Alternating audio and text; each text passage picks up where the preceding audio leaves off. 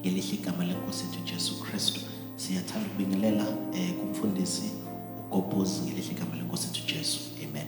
Thank you, sabingelela. Uyaphila Bishop. Amen. No, siyaphila kakhulu. Thank you so much. Mhlamba ababukeli abaningi noma abazana abaningi may be surprised ukusibona sindawonye. Absolutely. Because sesike saphikisana kakhulu kumlela ukubhalela incwadi. Enkundleni zokuxhumana. Yeah, but thank you so much Mfundisi. One, we were speaking nomunye wabafowethu for being brave to teach the word of God without favor, fear or compromise. Yes, and be consistent in teaching the word of God. We keep learning and unlearning sonke. Let me make this disclaimer. Sikhona konke esivumelana ngakho. Usekhona esingavumelani ngakho. Kodwa I just came to a point of realizing ukuthi kubaluleke kakhulu esivumelana ngakho kunesingavumelani ngakho. Absolutely. And if we are standing sideways focusing on what we don't agree on, kuningi esingeke sikwenze kunokuthi siqhubekele phambili ngoba I think izinto ezibaluleke kakhulu njengokuthi insindiso ayizi ngomunye ngaphandle komuntu uKristu Jesu. That's the most important thing esingayo la. But again, namhlanje mfundisi, I was just curious, looking at izwe lethu, looking at abantu abakhula manje, generation ekhula manje, they are really conflicted and confused. Some have a deep sense of finding who they are, and they think that sense of belonging bazoyithola when they resonate with Africanism or African culture, isintu, because there's a lot of voices that seem to advocate ukuthi inkolo yobuKristu iyaskipha esintwini sethu nazo zonke lezi zinto. Well, I must say most of the people who make this argument, they are not well informed.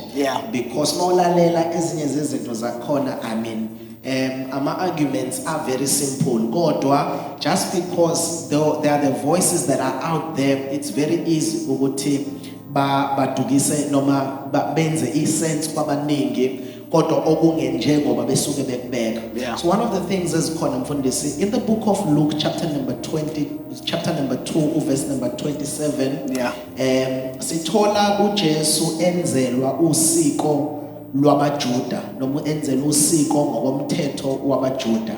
And this is one of the verses that people use kakhulu ukuveza ukuthi uJesu wenzelwa isiko. So ngifisa ke sibuke lo mfundisi usiko nenkolo simiphi sisukela ke kuleli verse.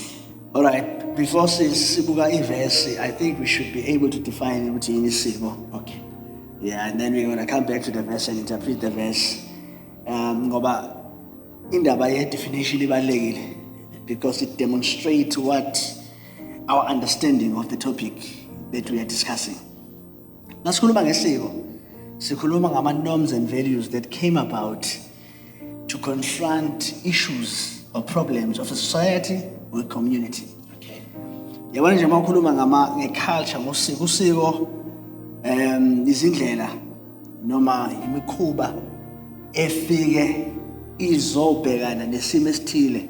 Ngihlala ngenze example ngesiko ngithi ukhona umama owayejwayele ukuthi njalo mayepheka inkukhu ayisike emaceleni ayirap bese ayifaka elokhuzaneni ku microwave or ku stove. And ingane yakhe iyambuka lento uyayenza every time usike emaceleni ayifaka. Bese iyabuza ingane ithi, "Mama, why every time mawupheka inkukhu usike emaceleni bese khona ifaka estofini?" Umama athi akazi. Yabo. Wabona uma wakhe eyenza. And therefore ba driver they went back bafika ugogo inkukhu uma uyipheka njengoba uyipheka kanje why uyisike emaceleni. Ugogo athi no, in fact in our time iy'tofu zazincane, so what we will do sikhatha amaphiki eceleni bese siyafaka estofini because at that particular time istofu sasisincane. And this young lady was looking at her mom and thought that is a no. Kanti that was a way in which they were dealing with problems at that particular time. And in turn, that was entrenched as culture. Okay. So makhuluma ngeculture, ukhuluma nge-strategy, ukhuluma nge-solution that is brought about. It's either kings or induna or people who are authority bezama ukuletha i-solution to a particular problem, and then it was entrenched as culture as a norm. So it's culture. But what we are dealing with here in the text is not culture. Okay. For this, very interesting. Yeah. So culture would say it's a way of life. Yeah. According to a certain society or Yeah. a certain group of people. Yes. That's what makes culture. That's what made culture. But okubalulekile note, how did it come about? Okay. It came about as a solution Okay. to a particular problem. Okay. Now, as yonke change over time, can culture change? Absolutely. Because like i-example esenzile nje njengalo mama akade sika inkukhu. I-culture le evukile ifike about because there was a problem. Okay. So it came to confront the problem at that particular time. Okay. But abantu banga understand ukuthi that particular solution, it was simply a solution. Then what abayithatha as a no. Ukuthi this is a thing that distincts us as a people. Okay. So if that solution becomes a solution in a different generation where that problem eyayidalele ukuthi lento ibe isolution yayo ingasekho, can then that past solution be a future oppression? Yeah, it can be. Absolutely. It can be. One example engayenza nje, you know, if I can just ngene kuyona, isiko leli lekulokuzana lesiphandla, for instance. Okay. Uma uchecka isiko lesiphandla, uma uchecka kahle kahle ubuyele emuva kwi-etymology yesiphandla. Isiphandla kahle kahle kwakusuke and you can go to any historian, they will tell you ukuthi it was an issue of sinengane la and sithumele ukuthi ihambe ko malume noma ko baba. Right? Okay. Ihamba a long distance. So isiphandla kwaku-ensure the parents who have sent the child ukuthi yebo ifikile ingane saba nomcimbi sahlaba yebo ifikile azange ihambe iye endaweni zayo. So it was a token that proves ukuthi yebo ifikile ingane njalo lokhu niyithumile ifikile kubaba omkhulu kwahlatshwa kwajatshulwa ukuthi ifikile ikhona bese bafaka isiphandla as a token. So now it has been taken now as something ukuthi wenzelwa imbeleko wenzelwa yini naso lesisho lesithi akulahla imbeleko ngakufelo. You see na imbeleko yenzelwa yini ingane not ukuthi mhlambe iyahlatshelwa or something ingane obviously imbeleko yengane bese kwathiwa ke le mbeleko la noma ingane ke kube nento ethi miscarriage leyo mbeleko ayilahlwa ngoba izophinda isetshenziswe futhi. So you see that particular solution became an oppression to the future generation and yenziwa kathiwa i-African religion or its African spirituality, that it was a certain norm esuka kubantu abadala and it was entrenched as Okay. No. culture. Now it's an oppression. Okay. Nokulungile mfundisi. Kuningi lapho esingangena kuko. But Yeah. ngicela sibheke le verse esetshenziswayo. Yeah. Luke 2:27. Mhlawumbe ngicela ke sibheke yona and just to provide background of that text and then we're able to discuss. So we are looking at Luke chapter number 2, ne? Yes. Verse 27. Okay. Akasame sofunda. Luke chapter number 2 verse 27. All right. Verse 27 uthi then and he came by the Spirit into the temple, and when the parents brought the child to do for him after the custom of the law. All right, is it 27? 2:27, yeah. All right, okay. Oh, yeah, okay. Clearly, okay. Now, this particular custom, it is a Jewish custom. Okay. Normally, a child when they were born, and you can get this from Leviticus chapter number 21, and also you can get this Exodus chapter number 24. Futhi ngicela sisebenzise isiZulu. Okay, so this is okay. Lolu lomthetho lo abawugcinayo la abazali baka Jesu. Umthetho otholakala lapha encwadini kaExodus 24 na kuLeviticus chapter number 21. Okay. Okay, asiqale kwi-process yalolu siko lolu. Yonke ingane ebizalwa ka-Israyeli. Okay, man, so usiko lo. Iyafika isiwusiko kahle kahle bekuwumthetho njengoba kuthiwa according to the custom. Okay. Balekile lokho. It was a law that was umthetho owubekiwe uYahweh loyo. Okay. Okodwa wasuba i-custom. There is a reason uLuka sebenzisa igama elithi custom.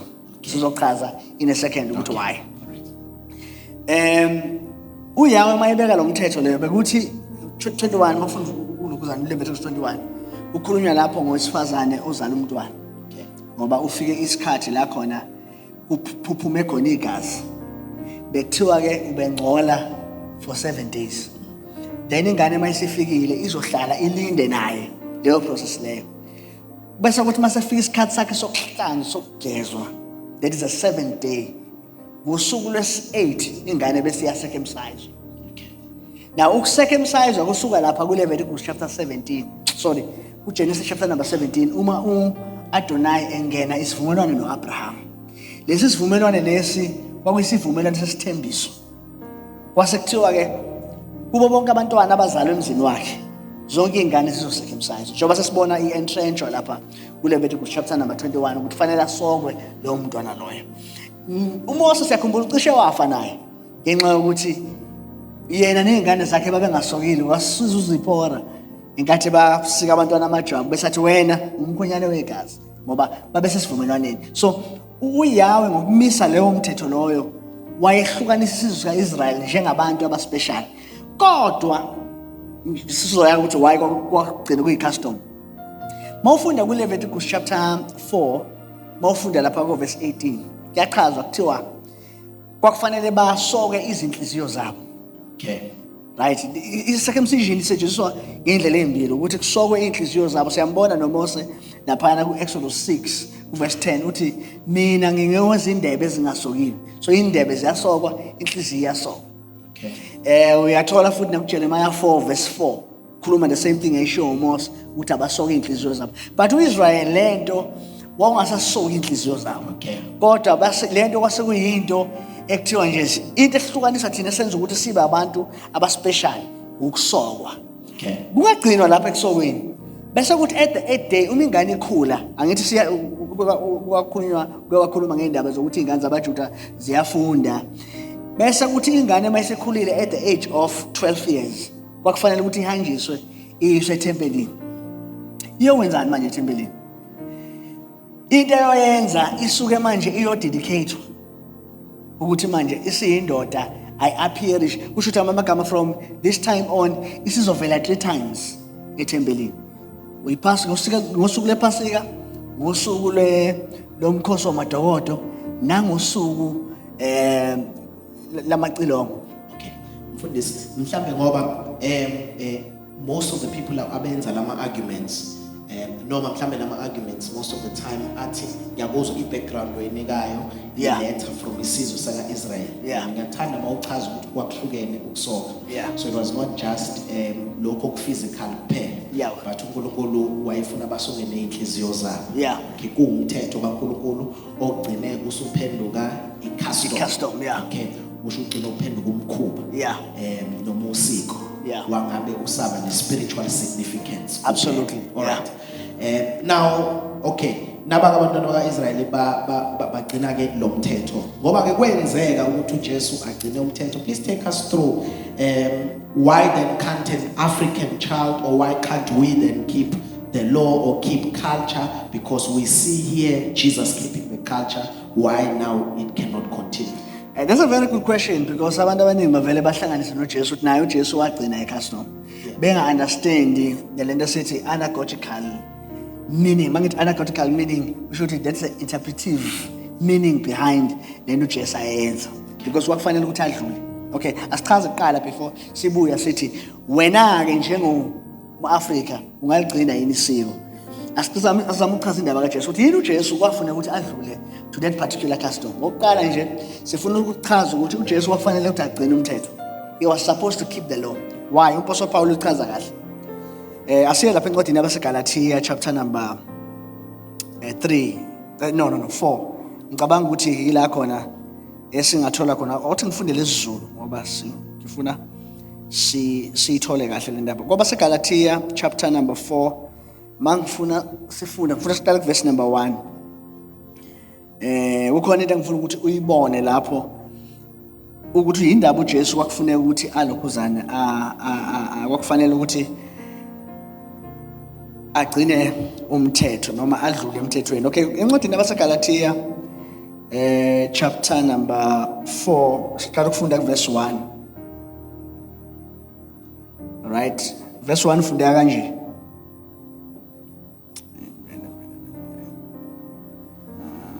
Okay,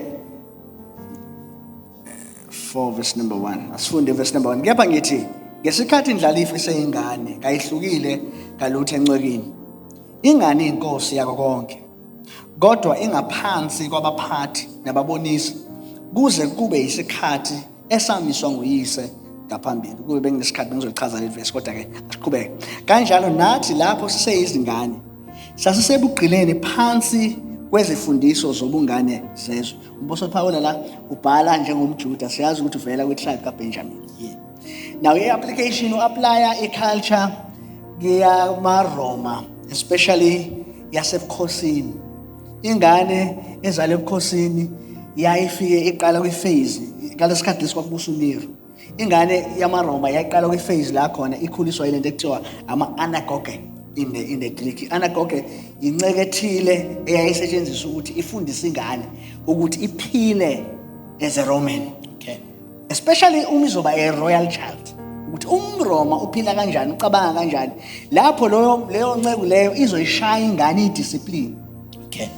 Na umbuso Paul uthatha leyo example le ukuthi ingane ngekathi indlalifa ngekathi seyingane ayihlukile lutho kunenceke. Ingane ingaphansi kwani ingaphansi kwababonisi kuze kufike isikhathi at this particular age uNero wathola isikhathi sokuthi akhululeke at the age of 17 ekade segcotsha ukuthi abe usiza. Okay. Right, now asiqhubeke ukuthi kanjalo nathi verse 3 lapho siseyezingane ukhuluma ngesizwe sikaIsrael. Right, le verse alikhuluma ngomuntu wezizwe. Ithi lapho siseyizingane njengabantu baIsrael sasisebugqileni ngaphansi kwezifundiso zobungane.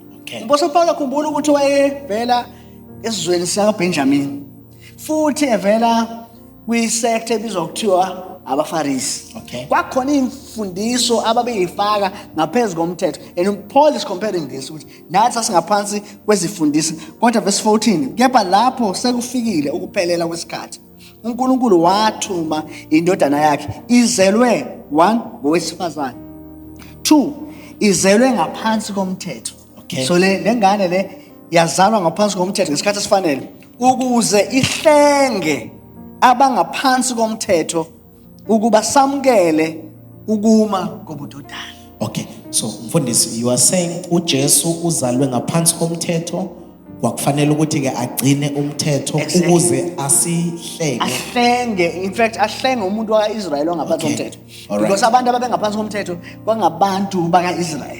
All right. Umuntu wezizwe ngaze abe ngaphansi komthetho. Okay, very interesting because nabazalwane kunabazalwane i-argument enkulu ngiyazi la sikhuluma ngomthetho nosiko labaJuda. Yeah. I-argument enye eningi iphakathi kwabazalwane abafuna ukugcina umthetho kodwa ngokwe-explanation yezwi likaNkulunkulu nale njoba sifunda in the book of Galatians siyathola ukuthi uJesu bezohlenga abangaphansi komthetho besizwe sakhe. All right, now mawufunda incwadi yezenzo where iBhayibheli letha abapostoli behlela bashumayela eAntioch, uPaul eshumayela eAntioch bese ke chapter number 13 uPaul eshumayela eAntioch verse number 15 kwaba khona council of Jerusalem because kwakusuke abanye besuka eJerusalem behlela eAntioch beyogcizelela indaba yensindiso nomthetho ukuthi ke noma ususindisiwe kufanele ugcine umthetho because bona bebengabaJuda. Makukhulunywa lapha one of the things ezikhulunywayo kuze kufika ke entweni ethi akufanele sicindezele abezizwe ngomthetho ngoba nathi umthetho usehlulile. So ngifisa ke sifike la mfundisi ekuthenini all right uJesu lokhu kwenze because bekuwumthetho kufanele ukuthi akugcine ukuze akhiphe isizwe sakhe ngaphansi komthetho. Yeah. Is that the explanation you are Yeah, giving? yeah, yeah. All right. Now, what do we then say ngabazalwane abezizwe who are fighting for ukugcinwa komthetho, where else we are realizing from the book of Acts ukuthi nabo abaka-Israel umthetho ubahlulile obekade umthetho ungowabo? What do you have to say with them? Oqala nje fanele sibalaphe la ekutheni wena kuqala ukazi ube ngaphansi komthetho. Okay. Wena umthetho fanele uqonde ukuthi umshado ohlukile phakathi kukaNkulunkulu noIsrael. All right. Wena ongakazi ungena kuwo. As such, ngikuhamba kwesikhathi wahamba lo mthetho oba ubugqila usona isizwe sikaIsrael. Not only ubugqila, wahamba bangena ngaphansi kweziqalekiso somthetho. Okay. So, okusho ukuthi ke mfundisi, uma uadvocateelwa ukugcinwa komthetho, one uIsrael obekade umthetho ngowabo umhlulile. Uhlulile. Ngoba umthetho uyahlula. Yeah, exactly. Umpostoli Paul uthi kwabaseRoma chapter number 8 verse number 3 uthi lokhu umthetho ongakwazanga ukukwenza uKristu kwenzile. Yeah. So when Jesus came, he came to give us more than what the law could give us. Absolutely. All right. So uthi ke umuntu wezizwe akakwazi ukugcina umthetho ngoba wawunganikeziwe yena. Wawunganikeziwe yena. In fact wayefile maqondana nesivumelwano. Yabo, in fact mawufunda Deuteronomy chapter, in fact uMose osho kahle oletha lento esibizwa ngokuthi i-discrimination. Okay. Ngolimi lwesiNgisi, ubandlululo. Mawufunda Deuteronomy chapter number 5 usho kahle uMoses uthi lesi sivumelwano uYahweh akasingenanga nokhokho bethu. Yeah. Ku verse 3. Okay. Ukuthi uAbraham noIsaac noJakobe babengekho ngaphansi kwalesi vumelwano. Uthi uJehova wasingena nathi thina esiphilayo la manje. Kusho kwakona lesivumelwano esikhuluma ngaso somthetho. Even uAbraham, uIsaac noJakobe nabo babengeyona ingxenye yaleso sivumelwano leso. Umpostoli Paul abesayabuya lapha encwadini yabaseRoma chapter kwabaseRoma chapter number 3 verse 19 uthi konke umthetho okushoyo ukusho kwabangaphansi komthetho ukuze yonke imilomo ithulise sonke sibe lecala uNkulunkulu. All right. Asibuye ke mfundisi. Okay. Asifuna sibuye la ekuthenini uJesu ugcine lo mthetho ngoba bekuyi requirement. Na uJesu sesikhiphile yini ukhiphile uIsrael phansi komthetho? Yeah. Okay. Uma ukhiphe kanjani wabakhiphela kuphi ke uma ebakhipha ngaphansi Hey, that's a komthetho? very important question. UGalatians chapter number 3 verse number 13 uthi umpostoli Paul and ube careful uPaul mayisebenza thina nina nathi lawo yabona nje lawo ma expressions abalekile mawufunda ngoba lesinye isikhathi ungayitshela ukuthi ukhuluma nebandla noma ukhuluma kanti lesinye isikhathi usuyekhuluma ngabo njengabaJuda njengabaJuda o njengabo abapostoli. For instance, lapha encwadini yabaseGalatia 3 verse 13 uthi uKristu usihlengile esiqalekuseni somthetho. Mawufunda leli verse leli lisounda like ukhuluma ngawo wonke umuntu uthi uhlenge wonke umuntu kanti cha. Umuntu wesizwe akazabe ngaphansi komthetho ngoba mawubuyela kwiverse engaphezulu icontext ilapha ithi bonke abangaphansi komthetho bangaphansi kwesiqalekiso njengalokhu kulotshiwe uqalekisiwe ongemi njengalokhu kulotshiwe emthethweni. Umfundi weBhayibheli useyama ukuthi engathi uquoteile lapha sibuyele lapha Deuteronomy 27 la quote khona mawubheka iquotation yakhe uDeuteronomy 27 uyabona ukuthi hayi man umpostoli Paul ukhuluma ngokuqalekiswa kwezizwe kaIsrael ezo12 emntabeni ekuthiwa iDibhal.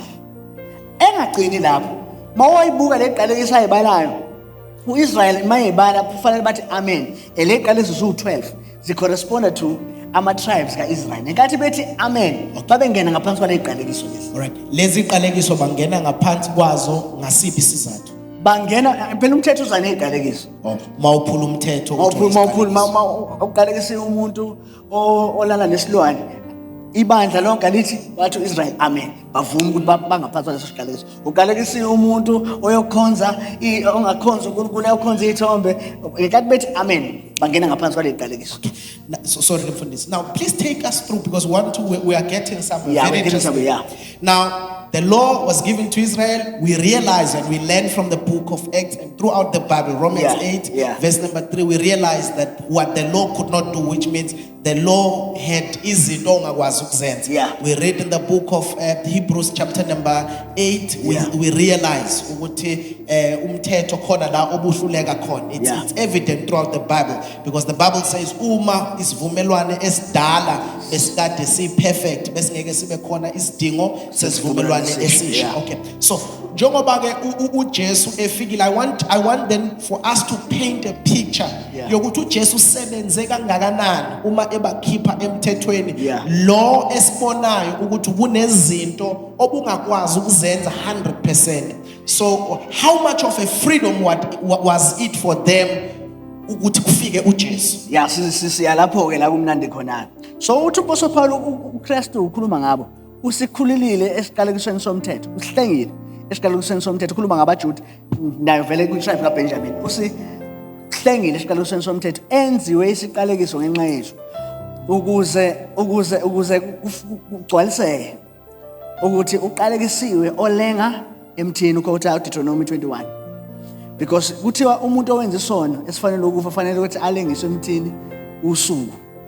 Now uJesu uma ebethele esiphambanweni waye fulfill that particular curse. Okay. So waye ba deliverisha noma waye ba redeemer from that curse. I cross umJuda implied ukuthi uJesu is redeeming us from the curse of the Lord. Nayo ke phatha ngithandayo ukuze isibusiso sika Abraham sifike kwabezizwe. Now notice this ukuthi umJuda ihlengwa umJuda ngaphansi kwesiqalekiso somthetho sekunikeza iopportunity umuntu wezizwe, because phela umthetho ubuyi wall ehlukanisa umJuda nomuntu wezizwe.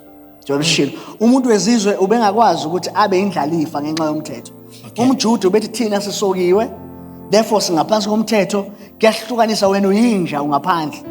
So thina ngenxa yesivumelwano lesisinikeze sona sinama benefits. Na uJesu wayeseyabahlenga ke umJuda esiqalekisweni somthetho ukuze isibusiso sika Abraham sifike kwabezizwe. Naw siyayibuza umbuzo ukuthi yisiphi lesibusiso sika Abraham? Yisiphi lesibusiso sika Abraham? Umposo Paul bese ayachaza lapha ku Romans 4. Athi uAbraham watholani uma ezibonga enyameni phambi kwaNkulunkulu qha. Ngokumbhalo uthi uAbraham wakholwa uNkulunkulu kwabalelwa kuye kwaba ukulunga. Yebona besakhuluma ngokulunga okubili. Athi kukhona ukulunga komthetho bese kuba khona ukulunga kokukholwa. Besathi uDavid ukhuluma ngokubusiseka komuntu okholwa uNkulunkulu olungisisisa ongamesaba uNkulunkulu. Uthi now iyangixaka le uthi okay, so sorry mfundisi. One, we realize uJesu bakhululile esiqalekisweni somthetho, because if they were breaking the law, they were getting the curses of breaking the law. Absolutely. And when Jesus came to become the ultimate fulfillment of the law, then he redeemed them from the curse of the law. Curse of the law. That's what you are saying. Absolutely. All right. Now, so that the blessing of Abraham may come to the Gentiles. Kusho ukuthi nowezizwe obekade engangeni ngaphansi komthetho usayangena manje ngenxa yokuthi uJesu has fulfilled and redeemed the Jew from the curse of the law. Okay. All right. Now giving them the same ground of faith say. Okay, if the wall which is the law has been removed away. Okay, wait mfundisi. So we are explaining the blessing ukuthi siphi lesi sibusiso sika Abraham. Ilesi sokuthi uAbraham walungisiswa ngokukholwa. Walungisiswa ngokukholwa, and ngithanda lento expression kaApostle Paul in particular ibalekile. Uthi uthi babili abantu ukhona lo osebenzayo. Uthi lo osebenzayo umvuzo ubalelwa ngokomusa. Okay. Ubalelwa ngokwemsebenzi ngoba vele isisebenzi sifanele iholo laso. Okay. Yama ngisebenza vele fanele ngihole. All right. Kodwa uthi lona akasebenzi. Ukholwa uNkulunkulu olungisisisa ongamesabi. So lona vele akholwe uNkulunkulu uthi ukukholwa kwakhe kubalelwa kube ukulunga. Bese ke kukhulunywa ngoDavid. Kuthi uDavid ke ukhuluma ngokubusekwa lo muntu lo. Ninaso lesibusiso lesi. Sithi lesibusiso sithi ubusisiwe umuntu. uNkulunkulu ozono zakhe oziphambeko zakhe zithethelele. 1. Ubusisiwe umuntu uNkulunkulu ongambaleli iziphambeko zakhe. Ubusisiwe umuntu uNkulunkulu ongaye kumbalela iziphambeko zakhe. Isibusiso sika Abraham isibusiso sentethelelo sezono, past, I see. present, Come on. and future. Come on. Yikona-ke lokho ekuthiwa ukulunga, isiphiwo sokulunga kokukholwa. Ngamanye amagama lento isuggest ukuthi uma ngikholwa hayi ukuthi nje ngiyathethelelwa, kodwa ngamukela isiphiwo sentethelelo okungaye sine lesingisithi in whom we have redemption through his blood, the forgiveness of our sins. We have is a possessive noun. So in whom we have. So redemption is something that we have. Then Paul I define the forgiveness of our sins. Ngamanye amagama lento ithi thina abakholwayo uma samukela insindiso hayi ukuthi sithethelelwa ngenxa yokuthi sesivumile izono.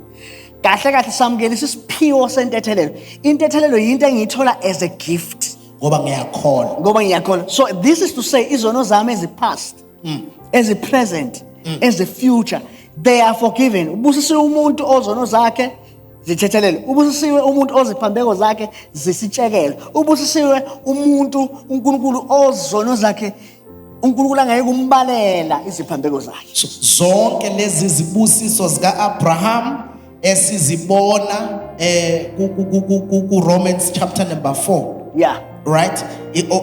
Esichazela isibusiso sika Abraham. Lesi uJesu ngokuthi agcwalise umthetho Absolutely. ezehlele nakulowo ongowezizwe. Absolutely. All right. So why then uma uJesu esenzela umsebenzi omuhle kangaka kube khona owezizwe olwela ukufuna ukugcina umthetho ohlule abantu abakade benikezwe umthetho? That's number 1. Number 2, why kube khona abantu abangekho ke even kulomthetho abafuna ukugcina into ecindezela kangaka? Because uActs chapter number 15 uyasibonisa ukuthi umthetho/isiko liyacindezela. Ziningi izinto. I mean, if you are bringing it to a context yase South Africa, mawubhedela izinto kufunakala inkomo, yazi inkomo ibiza kangakanani esikhathini samanje. And ayikho nendlela ukuthi kuxoxisana ukuthi hayi ngeke singayithenga inkomo, kube imbuzo omncondo, uyabona? Noma kube inkukwana. Unemployment iphezulu, inflation iphezulu. uJesu is offering people such a better thing free of charge. All that you need to do is just to believe and receive all the blessings of Christ that have also fallen to the Gentiles. Why abantu behlule understand that such a beautiful thing and into simple kanje? No, because ngiyangithi mina uNkulunkulu ngendlela simple ngayo ingqondo ezethu zona ezicomplicated. So sithola ukuthi vele uNkulunkulu asemfuni ngenxa yokuthi we complicate things. Ingakho uPaul amayibhalela abaseGalatia, because abaseGalatia babengabantu bezizwe nabo. Be complicatewa abaFarisi and uthi bona yi foolish Galatians. Yabo. And ububuke attitude yakhe towards amaKorinte. AmaKorinte mfethu mawungabala izinto ezazibahlula. Ungabangani? Babehlula ubufebe, babehlulwa ukuhlukana, bakhona aba-rich, bedla bodwa isidlo. There were many issues in the church yaseKorinte. But uPaul Paul asimuzwa etshengisa ukuthukuthela njengoba ethukuthele kwabaseGalatia. Yabona nje for instance kwabaseKorinte mayekhuluma nabo uthi anazini about 14 times that anazini, because umzalwane ehlulwa izinto ezithile. I-problem akusikho ukuthi mhlambe ubound, inkinga ukuthi akazi. Yes sir. Therefore kufanele ukuthi atshelwe ukuthi yebo, wake up to righteousness and sin no more. Yabo. But laba seGalatia abanawo ama-issues njengabaseKorinte. I-problem yabafuna ukubuyela back emthethweni. And uPaul uthi you foolish Galatians. Who has bewitched you? Because kungazathi ngishumayela uKristu kini ngingadweba isithombe. It was as though Paul painted a picture before them, and now they are seeking to go back njengaseGibhithe, because i-problem ye-first church I think iyafana namanje ukuthi babefana nama-Egyptians, because in New Testament i-Exodus yesibili, i-Exodus yokuqala abantwana ba-Israyeli babefuna ukubuyela eGibhithe. I-Exodus yesibili babefuna ukubuyela emthethweni. Ingakho Exodus yokuqala. That's a good one. We can't let it go.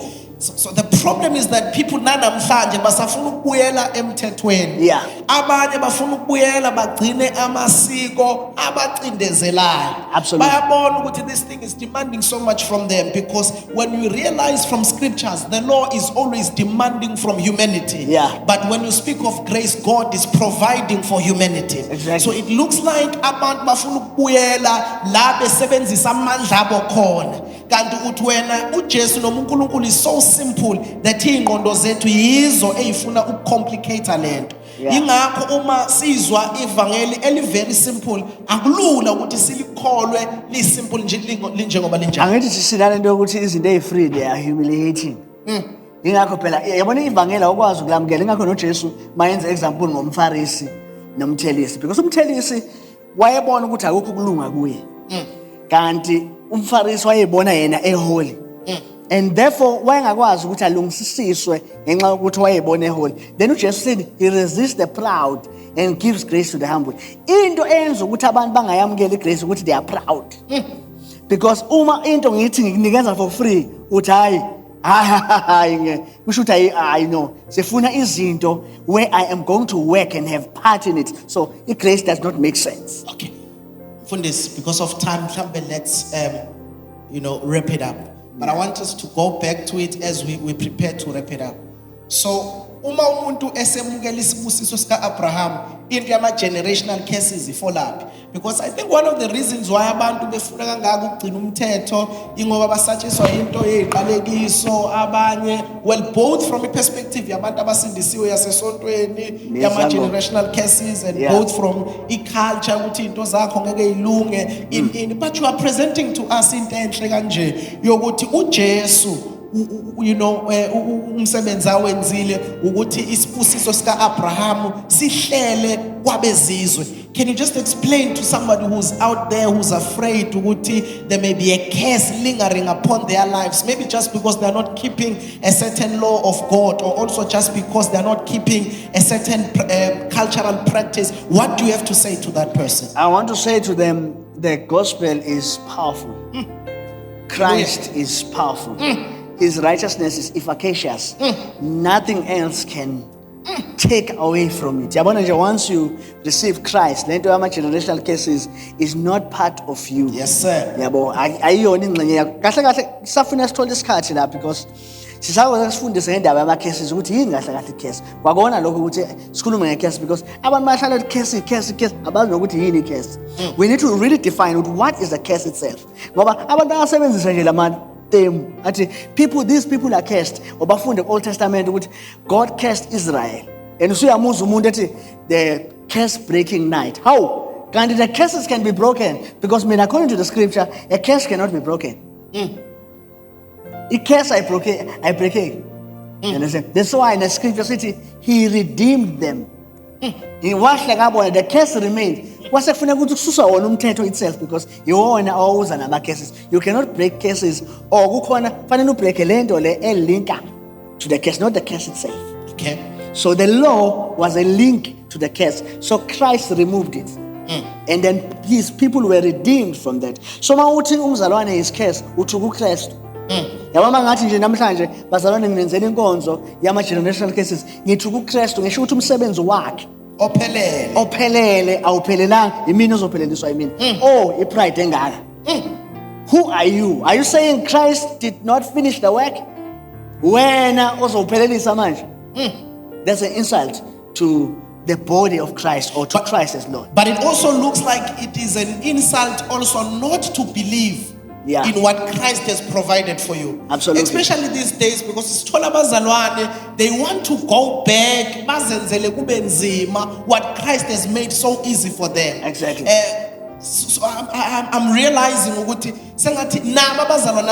they don't realize how much of a privilege it is to be in Christ. Absolutely. As ukuthi khona into engifuna ukuthi singene kuyona, because abanye abantu bahlale bengibhaka ngama experiences. Athi umuntu, yeah, but you said that we are delivered from the cases, but kunale experience 1 2 3 4 5 6 7 8 9 10. How do I deal with it? You understand? Because lento le ngiyayibona wena uthi ngifree kuyona because of the work Christ has done, but I still see it. And I normally say this to them. The problem is not that you are not delivered. Khona into ishilo namhlanje as you greeted. The problem with ours. So the struggle of the believer is not that they are not delivered. The struggle of the believer is that they do not know. Sir. So they need to be informed. Hallelujah. Ukuthi you are free, you are righteous, you are glorified. Sike saba nenkinga in our fellowship. A lady wayine problem yongalala ebusuku. Wayehambe zonke inkonzo. You know, akalala ebusuku khona izinto ezimbhagayo azilala ebusuku. And then she came to us and we were teaching this in Christ Reality Church. We are teaching you who are you in Christ. You know, find the beauty of Christ. That Christ is beautiful and all satisfying. Everything in Christ is perfect Hallelujah. and completed. So this lady was struggling with this, and he came to us and said, "Can you pray for us?" And I said, "No, I'm not going to pray for you. I'm going to cool again." Right? Abafundisi bayabagijima bajaha ukuthi bangibekisa nathi mina, no, I'm not going to pray for you. Mina, what I need you to do, hamba olala. Uyabona ulala, njengoba usureceive ilizwi ukuthi when you are the righteousness of God, He has delivered you from the kingdom of darkness and translated you to the kingdom of His Son of Love. Therefore, you are free. Believe the word. Believe what the word is saying. Ngathi mina kuyena hamba olala. Ngathi mina uma lento ikuhlasela ebusuku wenze njani? Wathi ngivuke ngithanda zathi no, lala. Maye lokho ikubhaka ungayinaki, lala. Just sleep. Sleep with the consciousness that you have been identified with Christ. You are one with Christ. Therefore, the one that is with you is greater than it. Because njoba unike attention, you are undermining your identity. Okay. So Mfundisi, as we are concluding, if somebody understands what Christ has done, they will be fixed and firm in what Christ has done. Yeah. What they need to do is to increase their level of understanding Absolutely. of what Christ has already done. Because you see, one of the things Mfundisi ezikhona nabantu abakade bekholwa abafuna ukubuyela beyokhonza amadlozi bafuna ukubuyela benze izinto zesintu. The unfortunate part of it is that it still requires a certain level of faith. Yeah. Because there is no guarantee. Yeah. Abanye bayenza imisebenzi kuthiwa uhambanga kahle. Absolutely. But inkomo yona ikhokhelwe ngempela, imali yona ichithiwe. Kodwa somehow so it's not guaranteed ukuthi uzothi mawukwenza uhambe kahle ngempela. Sure. Ngoba nakhona kusadingakala ukuthi ukholwe ukuthi kuzokwenzeka. So as we are wrapping up, I just want to understand that faith works kuzo zonke lezi ndawo. Yeah. So when a believer feels ngathi inkolo yobuKristu ayimsebenzeli, what solution are we then offering to this person? There's a simple solution. Okay, I think because we are reliant on this word, and you have to understand this word. Yeah, ngithi mina mkhonzi. Yabona iBhayibheli lingashiswa lonke usale nencwadi eyodwa, incwadi yabaseFesu. Hallelujah. Yeah, incwadi yabaseFesu, incwadi engicabanga ukuthi onke abazalwane engathi bangayifunda. Incwadi yabaseFesu iphethe o-W abathathu. And this will help us. U-W yokuqala i-wealth, chapter 1 to chapter 3. Chapter 3, it's wealth. Usitshela ukuthi uKristu usenzeleni. What has Christ given us? We are seated with Him. We are justified. We have been made righteous before Him. So you wealth there. Then from chapter 3 to 5, you walk. The second one, you walk. Then from chapter 4 to 6, you warfare. So our stages are 3 or call. The first stage, thina into esifika siyenze mase kufundisa ukuphenduka. And abantu abaningi ababuyele ezintweni zabo. Excuse me, nasemadlozini and all of those things. It's because abazange bafundiswe correct njengoba kumiswa incwadi yabaseFesu. Baqalwe ngewalk. Yabo njengoba usindisiweke umzalwane akaphuzi akada, we know that. Baqale ngewalk kanti uPaul aqala ngewalk Ephesians. Uqale ngewealth. As a believer, we need to tell you who you are and what you now have. Right? This is what you have now. You are seated with Christ. Therefore, the war is over. You are now seated with Christ. That's the first thing. Because you are seated with Christ. The second one then, walk. Now, how do you walk? Walk worthy of your calling. So you are not walking to, you are walking from. So walking from what? From understanding the wealth. So since then you are wealthy in Christ, Then you walk according to what? To the wealth that you have received in Christ. Then bese kuba warfare. I-warfare iyahlukana. Apostle Paul thina masithi warfare sithi retaliate, fight. You know, back, fight. Apostle Paul, having done all things to stand. So this is the case. In salvation we sit. In holiness we walk. In warfare we stand. So masibhekene nezimo as-retaliate. Why do we stand? We stand because we are seated. Christ has won the war. Our testelestai. The war is preaching, over. sir. Right? Our part is to stand and put on the armor of God. The armor of God enforce the victory. We stand to enforce the victory of Christ. So abantu abazama ukulwa nama-generational cases, they don't understand ukuthi the war. So absolutely, we stand. Kahle abazalwane fanele bafundiswe ukuma ukuthi noma ngabe iyafika into ithi challenger ukuthi try and fight, try and retaliate, stand. I am victorious in Christ. You are walking in victory. Yeah, in fact, little people, we are more than conquerors. You know, the expression in man, might you are more than conquerors. Christ is a conqueror. Okay. On your behalf. And when you are more than a conqueror, what does that mean? That means that his victory has been credited to you. All right. As a volume from this, let's close it this way. So, Jesus, you've explained. Yeah. He died so that he redeems Israel from the curse of the law. Yeah. Because they were under the law. Absolutely. All right. Now, then what do you have to say to an African child who somehow feels ukuthi inkolo imhlukanisa nobuyena nobuAfrika bakhe sithini kulo muntu as we're going to conclude, because we've already said and stated the position of a believer who feels ukuthi there may be things we are missing. We are saying all perfect, all completed in Christ. Christ has seated you with him in heavenly places. You are perfect. There's nothing missed, nothing short in your life. But what do we say to a confused African child who has not accepted Christ, who feels ngathi isiko iyona into ezomsiza kodwa futhi nemali yokugcina lelo siko akanalo, ubroke ngathi abakubo bafuna inkomo kodwa bashone bemazi ukuthi akasebenzi, babuyile bawumthwalo kodwa uyayithanda futhi lento. What do you have to say to that person? All right. I'll have to say to them, first things first.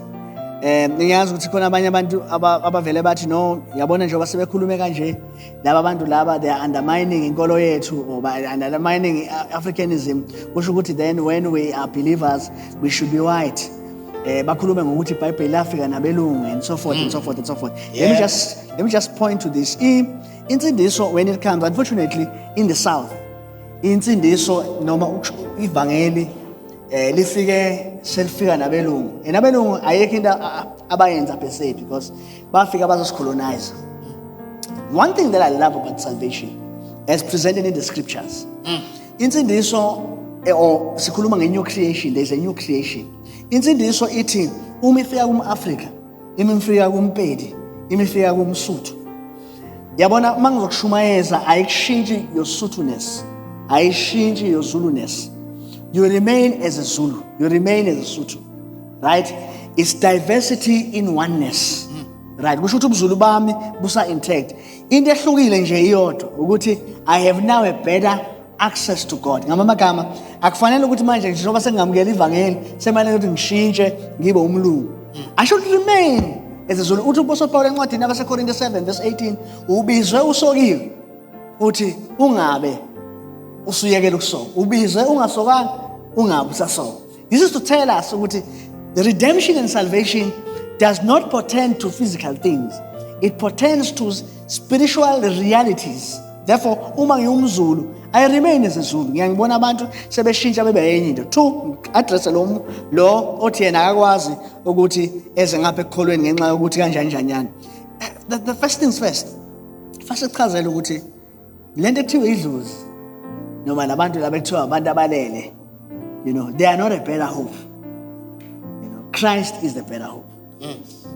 You know, and I do understand when African people talk about sibasebenzisa njengezingelosi ezisikhulumela kumdala. And then when we come to them, we tell them, okay, I understand your ideology. Asiwena kuphela. Ukuthi enye into besiyasithi Sorry for this. You're saying when the gospel comes, it does not change culture okuyo noma ethnicity yakho. Yeah. It doesn't change that. What it does is it gives you better access to God. I think that's a very powerful point. Yeah. So ayiguqula ukuthi yekela ukuba umZulu, yekela ukuba umpedi kuphela ithi kulokho yikho ikunikeza indlela engcono. Christ finds expression. All right? Christ finds expression in you being a Zulu. Okay. Christ finds expression in diversity, in being a Xhosa. Christ finds expression in you being a Swati. So Christ, the gospel did not come to make us white. no. Okay. Uyabona nje kufana nezinto eziningi esicabanga ukuthi white wedding, you know, that's because it's a Christian wedding.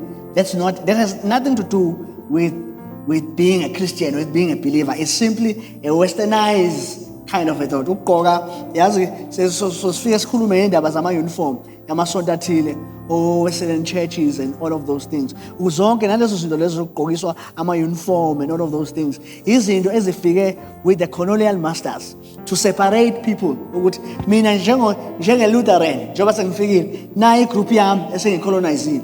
Wena ke owumroma mawufika awuze ubagqokisa labantu ngalelo hlelo, depriving of people of the real concrete gospel. Okay, and that is because ukhona into oyichazile mfundisi. Okay, and thina abashumayeli bamanje, Yeah. we are realizing ukuthi that was wrong, Yeah, that was wrong. Yeah, and we are saying that is not the gospel that is not the gospel. Yeah, according to scripture. Yeah. So asihlukanise ukuthi khona okufike kwenziwa abelungu okungekho kule ncwadi sishumayelayo. Yeah. Because abanye abantu i-argument yabo ithi lento uJesu umlungu ini as if imfundiso yeBhayibheli izinto ezafika nabelungu. So simsiza kanjani? Okay, yeah, because it's one of the things that are very much important for us to make a person understand ukuthi ivangeli ngokwezwi likaNkulunkulu alithi uma usukholwa yekela ukuba umuntu omnyama. But mhlambe khona omunye ke ozothi well uba umuntu omnyama kwami kunezinto ezenziwayo kuyahlatshwa iBhayibheli bese ke mase kufika kulezo zinto senza njani. alright. Angithi kufanele ukuqala sifane noApostle Paul ngekathi efika lokuzaneni eAthens. Okay, Asijaha ukuthi abantu sibabhambade. right? You know, with our ideologies. Apostle Paul, the first thing ayenza waqala wayibuka indawo wayibona observe. Then he started addressing them. Nina base-Athens, I understand ukuthi ningabantu aba-religious. He started by affirming them. I can see that you guys have a desire. You know, we see ukuthi you are people of pursuits. You are religious people. Ngithe ngisahamba ngase ngibona i-altar elithi to the unknown God. Uyena-ke lo nkulunkulu. You see, in our evangelical approach, we must understand our people where they come from and be empathetic to them ukuthi njengoba benza izinto abazenzayo bazenza some of them indlela abakhule ngayo, abanye bangene kulezi zinto because there were struggles that came upon them. So we should be empathetic enough to explain to them, because ukuvangela kusho ukuthi uzofika ukuthi dawa iphuzi na yonke lonto. No, it's being passionate as Philip and be patient ukuthi let's explain to you ukuthi okay, you understand ukuthi njengoba kade uguqa emsamo ukhuluma nogogo ubucabanga ukuthi ugogo ngoba usesendaweni engcono, You were seeking assistance from a higher from power. a higher power. Hayi ukuthi ubumkhonza, ngiyaunderstand ukuthi ubungamkhonzi, but ukuthi uyakhulumela kumvelinqangi. You understand? So now I'm here to tell you ukuthi sengiyisa lento ethi anthropology, ukuthi umuntu kwenzakalani mayefa, and then umuntu uyabuya yini mayesefile. Then bese ngiyakutshela ukuthi okay, kunethemba elingcono uNkulunkulu yena aliprovidile, hayi ukuthi wena oyiprovidela wena. I understand ukuthi you were desperate, so you thought this was a way in which you can attend God, but there is a better way which God himself has provided. This is what I'm here to bring to you. And this way is not even cheap, it's absolutely free. Absolutely free. It's provided for you to access God. Now, when you access God, you are not just going to be a servant. You are going to be a son. And you access God without the assistance of a middleman. No. There is no middleman, because uNkulunkulu ngoJesu uyena oyindlela engcono, and it gives you a podium of sonship. uyindodana awusiyona nje inceke ukuthi kuzoba ne-symbiotic relationship whereby ufanele uhlabe, you know, sikhashana you have to maintain. No, I maintain iphelele. Okay, It's done. we're wrapping up. Okay, uJesu ukunikeza access kuNkulunkulu as a son uma wamukela yena. Yeah. So middleman ayisababeka. But abantu babona ngathi uJesu middleman. What do we have to say? Jesus is not a middleman. Jesus is God. Okay, ake ngibeka nje. Jesus is the revelation of God to us. Ngiyangizwe istatement esenziwa abantu mabethi we do not worship the Son, but we worship the Father through the Son. It's a wrong statement. Right? What we say, the Son is not a middleman. The Son is the very fulcrum. The Son is the very expression of who God is. In Penisolity, we cannot know God by ourselves. Asikwazi umazi uNkulunkulu ngokwethu. But uJesu uyena oyiface that reveals the Father to us. So uNkulunkulu simazi kanjani? Simazi ngoJesu as revealed by Jesus Christ. How does Jesus Christ reveal God to us? He reveals God to us as the Father. So samazi njengoNkulunkulu Jehovah Jireh, Jehovah Nisi, no, simazi as Baba. Ingakho ke mase simamukele umoya wakhe ufakaza nomoya wethu ukuthi singabantwana. Uma singabantwana sizindlalifa, izindlalifa kanye naye uKristu. But I love this part sesivala. Umposo Paulus asebenzisa igama ethi ngakho ke umoya lona uyakhala kithi uthi Abba. And uPaul Paul azange translate igama lesi-Aramaic Abba ngamabomu. Because he understands ukuthi audience emlalele knows ukuthi uma uya Tel Aviv eJerusalem ingane mayihamba nobaba wayo emakethe, because ingane will walk, fathers will move with their sons. And uma indodana is lost in the marketplace uzoyizwa ithi Abba, Abba, searching for the father. Abba. And Paul's picture ukuthi since we were Gentiles, deprived of God, without God, uNkulunkulu Baba wathatha umoya wakhe ufaka kithi. Now this spirit, like that child in the marketplace, searches for that relationship. Abba, Abba. And the Spirit of Christ testifies with our spirit. No, don't worry. You are a son. Amen. Testifies with our spirit that we are sons. And if you are a son, you are an heir with Christ. Wow. Amen. Amen. I see Vali Siyabonga Mfundisi. Thank you so much. You want to pray with somebody who may be watching us ekhaya ongakaze bamukele uJesu, who is seeking for help from a higher being and they don't know what to do. They want to find solutions.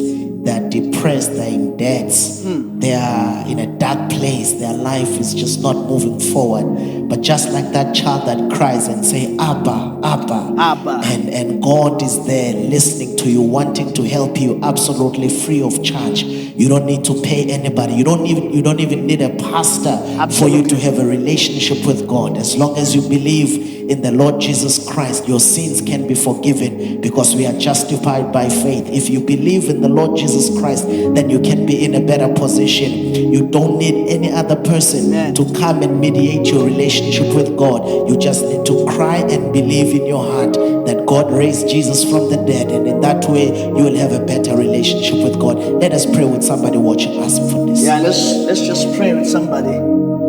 Ekaya. Just as you are listening to us, it's time for you to believe, trust. And I want you to understand this as we close. Salvation in Christianity is not you trying to come to God. It's not you trying to ascend to God, but it's God descending to the lowest condescending point. uNkulunkulu wehlayo, inkosi yehle emazulwini yaba umuntu ebantwini yazofela mina monendeni eGolgotha. So ours is to accept the gift. Just say these words with me. I believe in my heart. I believe in my heart that Jesus Christ died that Jesus Christ died for the sake of my sins. sins. for the sake of my sins. And he rose again And he rose again for the sake of my justification. for the sake of my justification. Believing on the cross, Believing on the cross. I believe today I believe today that I am the child of God. that I am the child of God. I am born again I am born again with an uncorruptible seed with an uncorruptible of seed the word that liveth that liveth and endures forever. and endures forever. Father, in the name of Jesus Christ, we pray. Anyone right now who heard these words, we thank you that their lives are touched, their lives are transformed. Impela azange ufele izwe, igazi laphalala azange liphalelele izwe, wafa ukuze abaphilayo bangabe sayiphilela bona, baphilele loyo wabafelayo. Ngakho-ke asazi muntu ngokwenyama, noma besimazi uKristu enyameni asiseke kumazi. Uma umuntu ekuKristu Jesu isidalwa esisha, Thank you, Lord. okwawuqala kudlulile, bheka sekuvela okusha. There is a new creation, there is a new heaven and earth, there is a new Jerusalem, there is a new life, city of Zion. Give you glory, give you praise in Jesus' name. Amen. Amen. Thank you.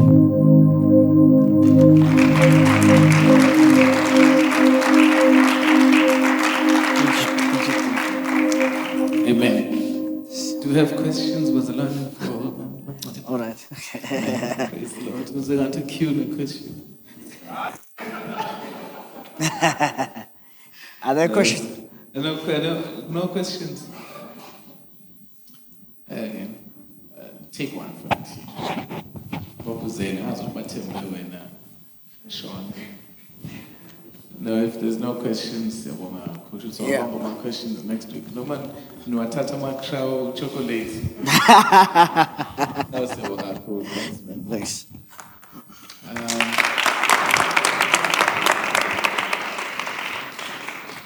We've come to the end of our service. And Yes, sir. for blessing us, for always being with us. Amen. Nabo bonke abazalwana bakhona. Yes, we're excited because we are also going away. Kakhulukazi laba ka-media zile kuthiwa basalali nomthombo. So siyabonga kakhulu for those who are going our way the weekend. We are believing God for great things. Amen. For this purpose, for a straight session. Okay. Praise the Lord. Siyabonga kakhulu bazalwane. They've come to the end of our service. Inkosi sobonana ngoleko. All right. Ama-teenagers awekho Saturday, Friday. Ama-teenagers siwabambe ebhasini. Usho njalo umzila phethe. No, man. They are. No, yeah. Ufaka nespeaker sakhe-ke futhi. Siyabonga kakhulu bazalwane. Thank you very much. Yazi bathi ngikhohliwe kwi-straight session. Angazi kodwa ubonile. Yeah, ngibonile wathola kanjani? I must make a way then.